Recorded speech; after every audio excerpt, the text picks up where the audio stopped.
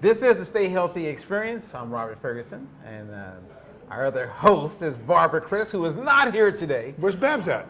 She didn't want to come, man. Wow. And of course, we have Mr. Daniel Baldwin. And it's nice to come to your neck of the woods where you're working on this documentary, Daniel.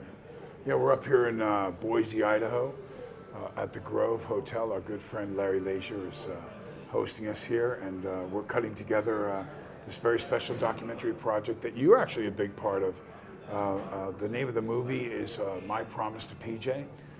It was a 6-month odyssey that I went on to keep a promise to a friend who died of an opioid overdose. And the short of the story is, I promised PJ that I would take him to run with the Bulls in Pamplona, Spain, if he got 2 years sober. He got 3.5 years sober, went back out once again, and the first time he ever shot heroin again, he overdosed and died on fentanyl. So I decided that because I had gotten so heavy and I was having a hard time with his death, that I was going to fulfill my promise to him by losing the weight on your Diet-Free Life program that you mentored me through. In 5 months, I lost 55 pounds. I flew to Barcelona, drove to Pamplona, and I ran with the Bulls with PJ's ashes in my hands. I then entered the stadium with the Bulls in the big bull ring, and in front of 25,000 fans, I spewed his ashes to say goodbye to him. So we've turned it into a documentary film chronicling, interviewing his family and members of my family. It's the first film to ever have myself and my 3 brothers in it. First time all 4 Baldwins are in a film. And I couldn't have done it without you and your program. Well, thanks, Daniel. Actually, watching the trailer today, which I'm sure is going to go through a lot of changes, maybe not, I don't know. But watching it, I teared up at the end of the trailer. Yeah, it's emotional. So can you share with people who are hearing about this for the first time, like why the documentary? You know what I mean? And how you guys put together that list, and then you decided I'm going to run with the Bulls. Right. Well, I had put PJ into multiple recovery centers. Actually, we're going to kick this off. We're going to take a big jalapeno. This is a big ass Big jalapeno. old jalapeno. Look at this thing. That's You're right. going to cut it with a knife and get all This proper is on a it? fat burning snack right here. Yeah, I'm going Wisconsin, man. I'm just going to gnaw it. How we are doing, yes, thank you. Let me see. That's it? Yeah, no, we're rocking and rolling. You're not going big time, just No, I can't do it like that. But I mean, I want to give a big shout out to Larry and the Grove Hotel that they're letting us use this room as we enjoy some food and. They never turned the music off for us. Right. We got a little jazz going on in the back. I'm going to go big. All right, well, but watching the documentary, one, in a short period of time, you know, 2.5 minutes, something like that, a person gets the full understanding of why it's called My Promise to PJ. And there's a part in, I believe, the trailer or in the documentary where you make a comment about what promise could we all see through? You know what I mean? Like, what promise did you give to someone? The quote is, the question is, how far would you be willing to go to keep a promise? I love that. And so I put PJ into one recovery center where he was facing time in prison. A non-violent, non-sexual stuff. But he's stealing stuff to keep up his habit. So I put him in one program, he failed after 2 years. I put him in another program, he failed again. And finally I reached out to the judge and the district attorney in Wilmington, North Carolina, and I said, look, this is not a bad guy, he's just a drug addict. Give me one more shot with him. So as I took him out to Malibu to go into Greg Hanley's SOBA program, where I graduated from, I asked him to write a bucket list of the 10 things he always wanted to do, that if he overdosed or he ended up in prison, he wouldn't get a chance to do. And he wrote that list, and I had written a list in 2006 when I got sober. And we had one match to run with the Bulls in Pamplona, Spain. Wow. So I said, okay, you get 2 years sober, and I will take you to run with the Bulls on me. We'll do it first class, the whole bit. So we laid out the course, on my laptop, and as we're looking at it, we see this big turn that says Dead Man's Curve. So we read up more about it. We were getting really excited, getting all pumped up. You know, when you're talking with your mates about stuff you're going to do and blah, blah. So we decided, what would 2 drug addicts say? We're going to run in Dead Man's Curve. So we read up on it, and it turns out the Bulls run at about 33 miles an hour, about 10 and change slower than a thoroughbred racehorse. So they can really run. You can't run 33 miles an hour, so No. they're going to run you down. And they weigh 1,200, all the way up to like 1,500 pounds. So they're much bigger, and they've got giant rack of horns that are curved and screwed like this so that when they hit you with them, it burrows into your body and breaks everything up on the way in. Funny how God sets certain things up. Well, I like how graphic you are about it. Well, it's scary stuff. So we decided we're going to run in the curve, and then we said, okay, I told him, here's my list. I said, I'm going to run in the curve, I'm going to touch a bull, I'm going to touch a bull's horn. Because we're watching videos of a guy's reaching over and grabbing the horn. I said, I'm going to touch a bull's horn. I said, and then we got to do something in the curve outlandish. So PJ goes, let's run in the curve with the bulls and we'll high five. And I said, no, man, that's lame. I go, we got to come up with something better than that. So I remember Desmond Howard, the running back, punt returner for Michigan. He was nominated as one of the 5 Heisman Trophy finalists his senior year in college. And the last game of the season, already knowing that he was nominated, he ran a punt back against Ohio State for like 60, 67 yards. He runs into the end zone, he runs right up to the camera at ABC, and he hits a Heisman Trophy pose, indicating, you're right, I won. And I thought, man, the balls it took to actually do that, not knowing if you won yet. Either he jinxed himself, or it was the cockiest, coolest thing I've ever seen. So of course he wins the Heisman Trophy. And I said, that's what I'm going to do. I'm going to run in dead man's curve. I'm going to hit a Heisman pose in the curve in a bull's face. And of course he jumped up and went, challenge, no way are you going to do that. There's no way. I went, I will do it. And so I ran with his ashes, and when I hit dead man's curve with the bulls all around me, I hit a Heisman pose with PJ's ashes in my hands in dead man's curve. Now, when someone watched this documentary, what do you want them to? I mean, I get the promise, and there's a whole bunch that people would walk away with. But what would you like to come out of this for people who watch it? Well, there's a great moment that'll be in the film where you, the audience doesn't know that I brought PJ to your attention, and he came over and helped in your studio with many different things, and you became very good friends with PJ. So PJ says in an interview we did in your studio with him, Greg Hanley, and Andy Dick, and he said, you know, I have a story to tell, and I want to tell my story, and people should know about this. And I thought about that. Going back, it's kind of eerie to watch someone who you know that's now dead talking about the potential of his own death in an interview and so on. And what happens to the people that are left behind when these tragedies happen? There's a story. There's anger, and there's deep emotion. I mean, I know this boy's mother since I'm 5 years old. I mean, she's an old dear friend of mine.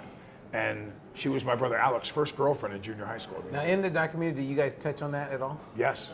Okay, nice. Yeah, we talk about all that. No stone left unturned. Listen, another thing that comes out is that Patrick Raynor Sr., PJ's father, was the first boy to ever kiss my sister Beth. And Beth talks about it in her interview. So, I mean, we're talking, we go, oh, wow. Yeah, first boy to ever kiss Beth. So, yeah, we know them a long time. And so there was that element, and then there was another element, and this may sound initially to you when you're listening to this a little selfish, but 2 things for me in this. Well, 3 really. The weight loss and my diabetes, my sugar and everything on Diet-Free Life was plummeting down, and being healthier was a big bonus for me. I'm going to live longer because I made this movie, and I used your program. But more importantly, when I set out to make the film was, you know, I invested a lot of time in PJ, a lot. This is not my child. I did not know PJ. I remember when he was born, but it's like somebody else that you haven't talked to for a long time in 20 years. It's something he grew up, and his mother reached out to me to help him because he had a drug problem. But so I'm not his uncle that knew him since he was born and everything. I remember he was born, and I didn't really know much of him at all in his childhood. Then he's thrust into my life because of his addiction, and I spent flights, hotels, phone calls, emails, debates with district attorneys and coaching him and getting him into programs, and they didn't have the money to get in, and I had to, go and do a speaking gig to get him in for them to scholarship him. I mean, a lot of time. So, he was one of my my prime subjects of people. I looked at him, I said, look at PJ. Look at what he accomplished from being such a terrible heroin addict. And then this was not how it was supposed to go. PJ, I wasn't supposed to hear 3.5 years later that PJ went out with some girl, shut up heroin, and died. That's not what the plan was. PJ was going to come help me help another 5,000 addicts in my lifetime. He was going to help me do stuff, and he agreed to that. We were going to give it back. He was going to owe, and not me, but pay it forward. So I wanted to take his death and turn it into something positive. How could I do that? How could I take this terrible loss and prevent someone else from going down this path? Well, I'm a filmmaker. That's what I do, So I thought, wow, if I was to tell this story and interview his mom, first time, like I said, all my brothers are in a film, and we talked about addiction, and my own brothers talk more about my addiction in the film. They don't really talk about PJ's addiction, because this affected them when I was running wild and being an idiot, and I wasn't sober, back in the 90s especially. So it gave them also a chance to express themselves in a way that I don't know if my brother Billy had ever really told me the things he told me on camera. So there was a lot of things that came out of it, but also a voice for Barbara Jean. Poor Barbara Jean. This is a loving, great person, and she's lost her son. You're not supposed to lose your kids. You're supposed to die, and then they come see you afterwards in the afterlife in heaven, and it's an unnatural occurrence. So I wanted to give them a voice too. I wanted that, and then the primary function of it was, could I take his death and save another life?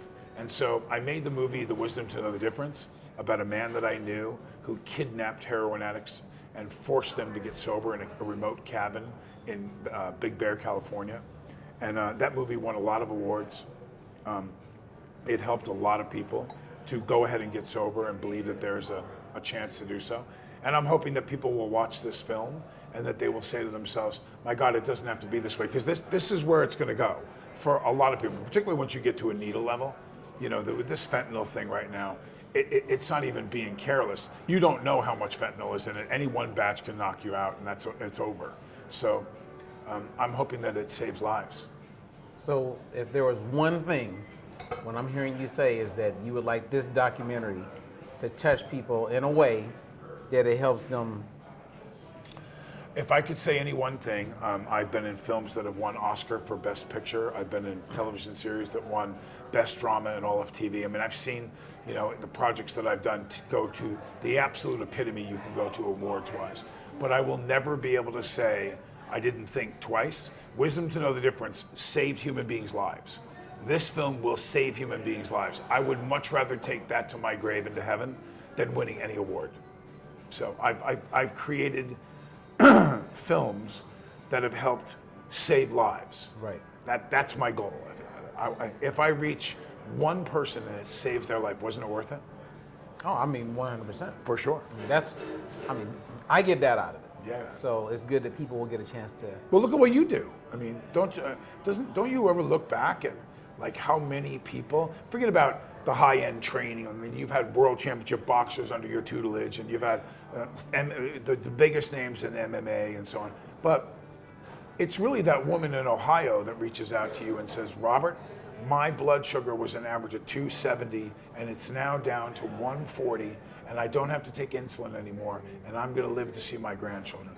Isn't that amazing? You can say that thousands of times. Yeah. But in that world, man, weight loss is no joke. As people are coming to you, asking you questions about your weight loss, and as you start to help people, you will start to realize, if you haven't already, that many people are so broken that it's not just about eat this. It's not just about move more. There's a mental side of this that needs a lot of work for many, many people. It's kind of like when you and I talk about how we meet certain business people and they get certain things, and we find out that they were an athlete. So they had that athletic mindset. There's a mentality. That they take that to a lot of things, like with Kobe Bryant, right? He had that mindset, and then next thing you know, he wins an Oscar. And you hear those stories. Do you know what they call it? What's that? Kobe? He calls it. He's got a title for it. What do they call it? It's a Mamba Mindset. Okay, yeah, I've heard that. So he talks it. That's what he calls it. Well, I heard that since he passed, which I find fascinating. Yeah. But weight loss is not an easy task, because you're taking someone. So imagine you have a woman who never was an athlete. She's now 62 years old. She wants to look better. She wants to feel better. She's thinking about mortality a little bit. And now she goes, okay, so what do I eat? Well, she gets the nutrition plan. She understands that I need to move more, but then she falls short mentally. The team is not in a place to support her. The husband's not really giving her the support that she thought she would get. Her friends are like, why are you eating that way? Well, I'm doing this. You know, it's like you're up against a lot, you know, in the world of weight loss, and it's not getting easier. So have you seen that yet with certain people you come across? Well, I see that in addiction all the time. You know, trying to, and it's not just, like you brought up the husband of this 62-year-old woman. It's not just the subject. It's the surrounding family. The family's sick. You know, so usually you don't find one person where everyone's in really good shape, but one person's just really heavy. You don't find that. Right. It's usually in the family. One of the things that I found that's a really great weapon is not, it's either the child or, depending on how old the subject is, the grandchild. So for instance, on the weight loss thing, you find out that she's got a 9-year-old granddaughter, get her involved. Because that 9-year-old is much more clear-minded and not as affected. Way more clear-minded. So when I get the granddaughter, because the guy's an alcoholic, and I go, hey, Becky, remind Grandpa that he has to go to his meetings. Grandpa! He'll hear it every day. You have to go up. Daniel says about the meetings, did you go to a meeting? And the kid will tell. So if you get the grandchild or the child involved in the weight loss part of it, because my kids were involved in us. My daughter, Avis, would walk into the kitchen while I was losing this weight and go, that doesn't look like a fat-burning meal to me. She would tell me. She would tell me because I showed her on the chart what Robert said. So I've got one of these 10 selections. I limited my menu. The amount of food that's available for you to make a fat-burning meal is unbelievable on your program. But I know me. I like to keep it simple. I went salmon, chicken, steak. You know, I mean, I didn't get into, and my proteins were like 4, 5. Right. But I made combinations of it, from broccoli to this to that, for my slow burning carb, and then my fast burning carb was usually a small amount of pasta, or I turned it into macaroni salad, and then with the condiment I put a little bit of mayo in it, just to give it some flavor and some salt and pepper. But I mean, my portions were the size of my fist and ounces and everything. And I got a scale in there. I did the whole bit. Okay, so but that was, a lot of people don't know that you were a great athlete in high school, that you went to college, in Ball State. Respect. Go Cardinals, baby. Ball State, baby. Muncie, Indiana, which I know a lot about. I still go to the same dentist in Muncie when I go back to see my mom. Wow. That's the only reason why I would go to Muncie. And then some of my heroes growing up went to Ball State, like Bill Superfoot Wallace. You ever know Bill Wallace? Yeah, I remember Bill Superfoot. Wallace. So when I came out to California, he took me in, man, and introduced me to all the main guys, Benny the Jet, Yakitas. I saw Blinky Benny not that long ago. I know. I saw Benny. Yeah, but you have that mindset. And so bring it forward, and we're talking about weight loss. Yes, but here's what I mean about that. So why were they successful athletes? Pick a sport. Michael Jordan. Okay, so what did Michael Jordan love? He loved the game. He loved the win. He loved basketball, man. Yeah, he loved the game. He loved basketball. He loved basketball. He loved to compete. You go to a grandma, you got to find something she loves. You go to a mom, you got to find something that she loves. You get her kid or her granddaughter, it's different. So the reason why I learned that is because I loved the game and I wanted to be successful at it. And believe me, I didn't like to lose. So if I was, but that's going to be different when it comes to weight loss. Because I'll have a guy come to me or a woman, and she'll say, I'll ask them. You don't understand the spin I'm putting on it. Go ahead. Okay, well, all right, well, go ahead. I don't want to interrupt. So the spin that I'm putting on it is when you say it's different. No, it's not. In my opinion. No, it's not what? It's not different than wanting to win. Okay. And I'll tell you why. Because one of the few things that no matter what, a woman, a man, or whatever, is their family, especially their kids or grandkids. So the reason why I say one of the keys can be, and this is a master manipulation psychologically and emotionally, it is.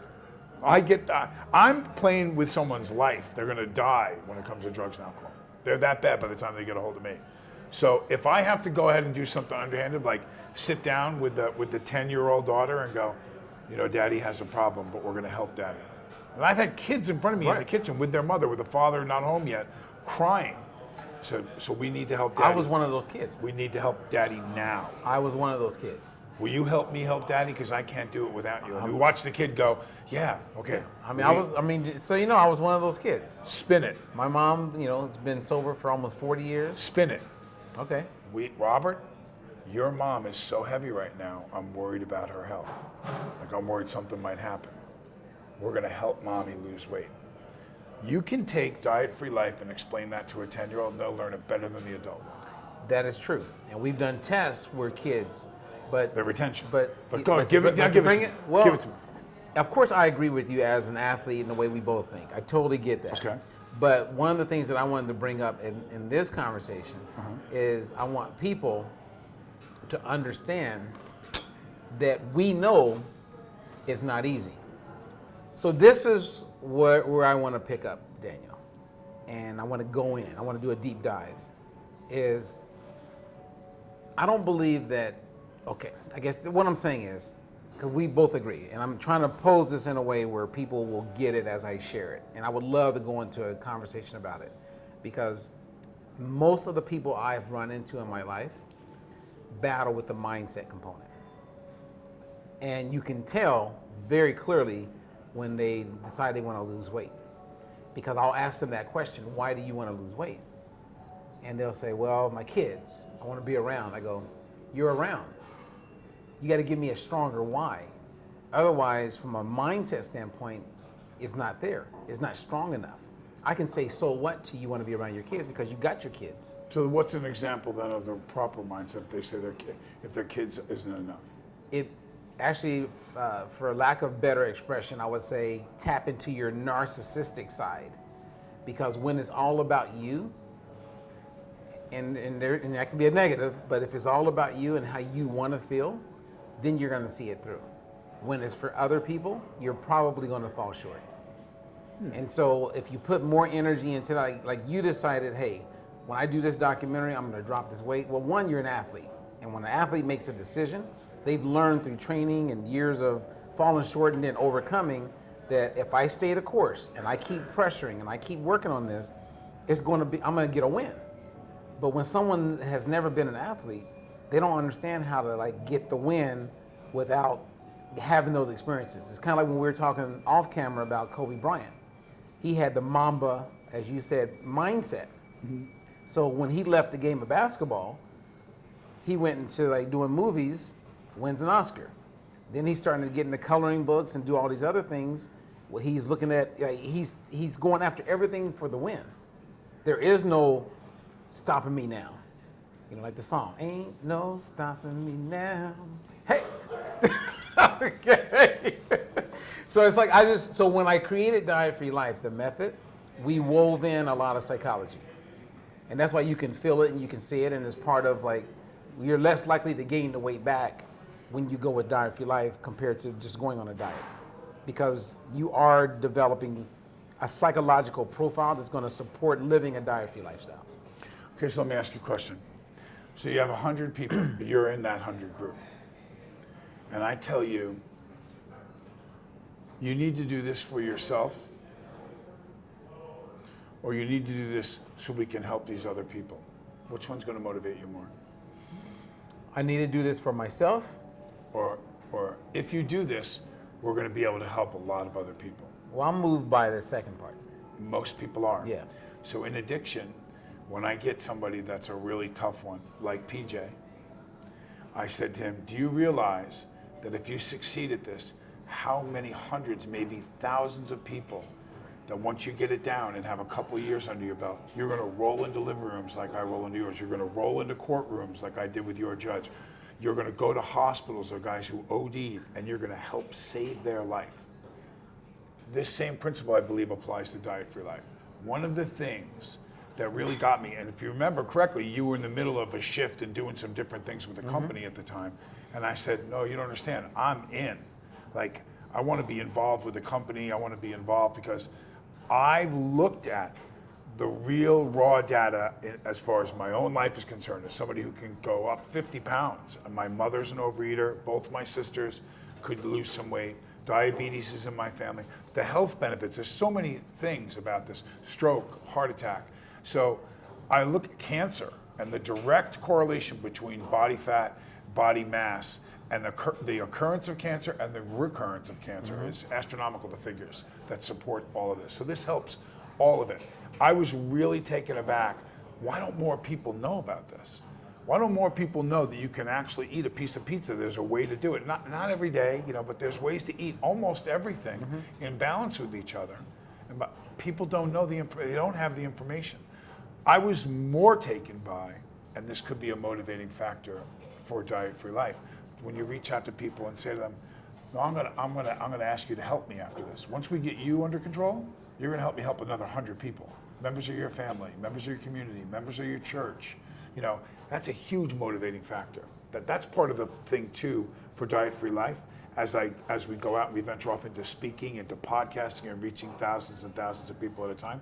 No, man, I want to go educate schools. I want to go talk. And I love that because that's what it's about. It's about education. Yes. And when I went to Aetna Insurance the very first time, and I sat in a room with a bunch of executives and physicians, and we were talking about how are we going to get America healthier or the world healthier. And I said education. You would have thought I was Dave Chappelle or Chris Rock, Andrew Dice Clay, because they giggled. And they're like, Robert, if it was that simple, then we would all be lean and mean and healthy and happy. Because the same people who are making these programs available to the people that we want to help, especially through insurance companies, are also battling with their own weight. And many of them are Ivy Leaguers. And I had an Ivy Leaguer tell me, she says, Robert, the biggest problem with your diet, this whole Diet-Free Life program, is that it insults me.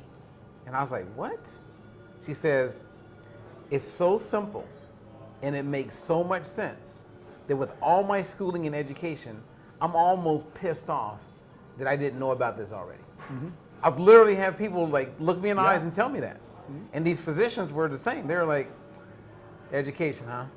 And then all they want to see is the negative. And so that's been the biggest challenge in getting the word out.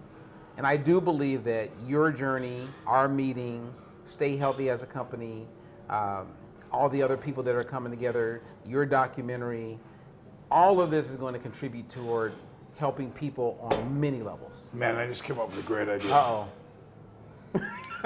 I'm looking over at Nick, our director editor.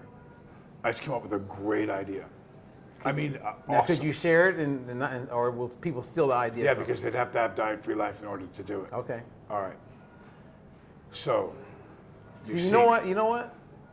No, this is going to kill Okay. It's going to kill you. You need to be quiet a minute. If John All right, I gotta be and quiet. Ziggy and the boys don't get this, and I'll chef it, you come in and lecture it, and I'll live there. Let's do a 30-day reality diet-free life house where we screen the people like American Idol. They come in, they tell us their story. We sit with our panel. It'll be you, me, John, and Ziggy sitting as the judges. They come out, they tell their story. I have this problem, I have diabetes, or whatever. And we decide which ones after the interview process. And we move them in to the 30-day diet-free life house. We monitor with the doctor their sugar, their heart rate, all this stuff. We bring in celebrity guests to do some of the exercise and put them depending on meeting them where they're at. But we cook every meal for them, a fat-burning meal, say 6 people in the house. And it's not a contest. I don't want to see who loses the most weight. We just show the world in the diet-free life house for 30 days what it's really about. Now watch in 30 days what the numbers do. Watch. I know in the first 30 days what I did. Just eating and teaching somebody how to have a fat-burning snack and proper levels of water consumption. We can have a 30-day show where we come in and we make the portion of salmon for them and everyone, and we eat our fat-burning meals 3 days a week with the snacks in between. Exercise, cameras in the house. Now, what was that show that you were on where you got, was it Big Brother? Celebrity Big Brother. Okay, in the and UK. that's when the cameras are rolling the whole time. So we film do- it like that. We do the same thing. We don't bunk them, let them have a room. They have the bathroom with no camera, but their bedroom's a camera. How do they sleep? What's going on? Film it all. I mean, it'd be good because people would be educated. They would see. Diet-free life house. I mean, it's interesting because we do a 3-day retreat, and I do like maybe 1 or 2 a year, and people come in. So when they first arrive, they get off the plane. We have a reception period. So they come in on a Thursday. We do everybody's weight. We do it that night, we do it in the morning, and then we handle all their foods. So I take them to restaurants. We go to In-N-Out Burger, we go to fine dining, we go to a steakhouse, we bring them snacks, and before they leave, after that weekend of eating 3 meals a day, snacking all day, having fun, karaoke, doing all this cool stuff, and they're learning, everyone is leaner. Every person leaves leaner. You got to come, either stay or come back and forth, but I'll stay in the house and cook for them. Every meal. Now, a lot of people don't realize that I was a chef before I became an actor, so, and I'll put it out. And you were a comedian before you were a chef, right? I was a comedian since I was born. Okay. See how it works? Once we block a shot. Okay, but you do agree with me when it comes to mindset is often overlooked. Yeah, yes, and I think that when you do the analogy between an athlete and an athlete's mind, remember that a successful athlete we're talking about usually is geared to win. So you want to win. So what is winning when you're trying to lose weight? It's losing weight. So yes, I get that. And when you're talking about somebody who's already let themselves go and is 60 years old or whatever, obviously they haven't been winning at this in a long time. And many of these people, like I said, they're broken.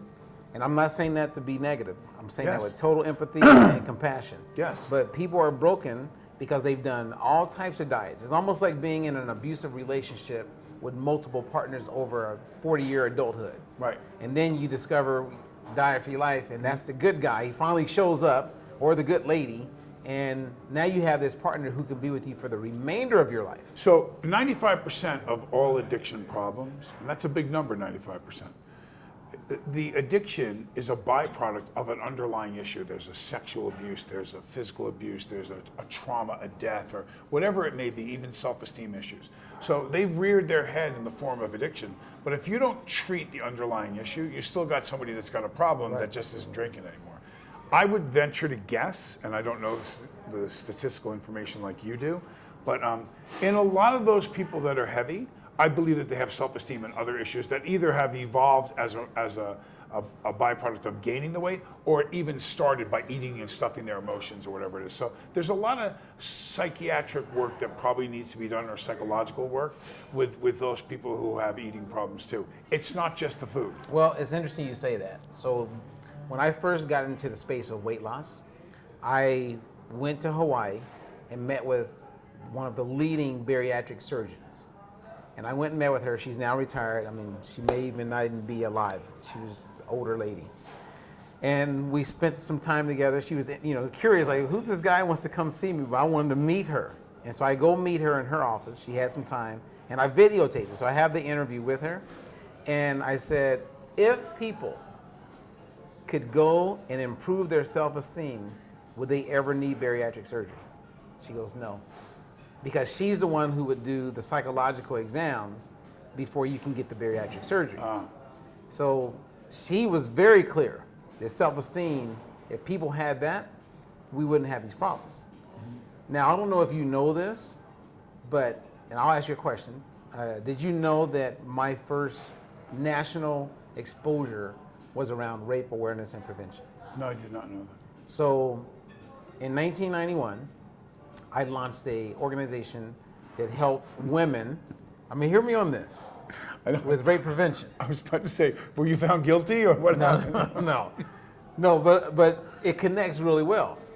Because the government, actually in '89, when Anita Hill and the whole sexual harassment, Oh gosh, I remember there was that. a lot of things that weren't in place. And so being the young Marine, and nobody else wanted to do these extracurricular activities and these new vocations, I was thrown into the pit that, Robert, you're going to teach sexual harassment.